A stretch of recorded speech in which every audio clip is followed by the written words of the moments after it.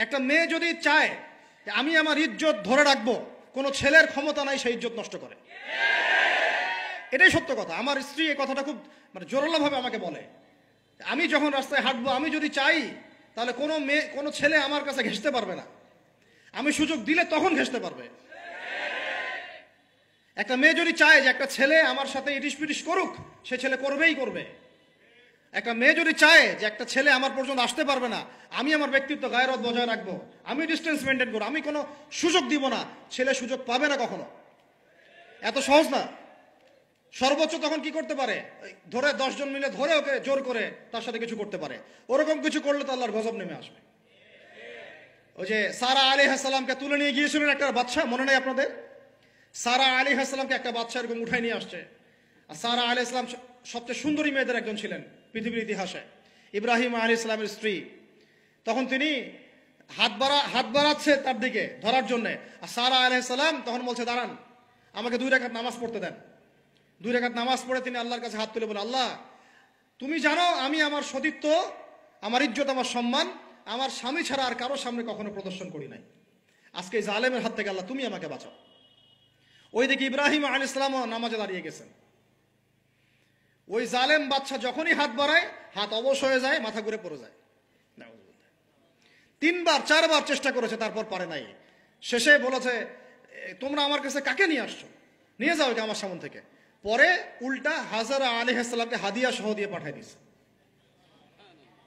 একটা মেয়ে চাইলে তার ইজ্জত সম্মান এভাবে রক্ষা করতে পারে।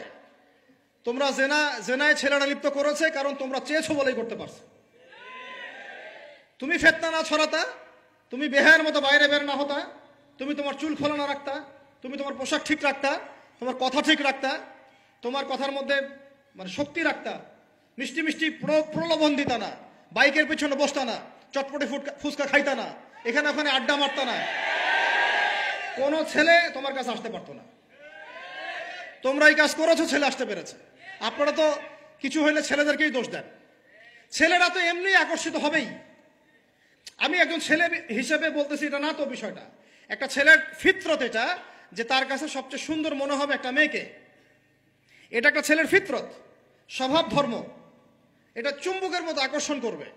আর এর উপর যখন আপনি এটাকে ফ্রি অ্যাক্সেস করে দিবেন, লাইসেন্স করে দিবেন, বেপর্দায় বের হবে, গায়ের জামা কাপড়ও ঠিক নাই, হ্যাঁ, তারপর কথাবার্তা মিষ্টি মিষ্টি প্রলোভিত টানতেছে, সিডিউস করতেছে, তখন তো একটা ছেলে মিসগাইডেড হইতেই পারে, স্বাভাবিক।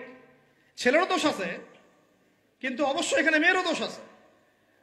আমরা তো অনেক সময় ঢাকা শহরে দেখি রাত 10টা 12টা বাজতেছে, আমরা মাহফিল করে যাচ্ছি, কোনোদিন বাসায় ফিরতে 1টা 2টা 3টাও বাজে। রাত 3টার সময় ছেলে মেয়ে বাইকে করে ঘুরতেছে ঢাকা শহরে। ওই মেয়েটার কি বাসায় বাবা নাই, ভাই নাই, কোনো স্বামী বা কেউ নাই, মাহরাম কেউ নাই? তো আমরা সুযোগ দিচ্ছি বলেই তো আমাদের ঘর পর্যন্ত ঢুকতে পারছে। সবার আগে মেয়েদেরকে শক্ত হইতে হবে।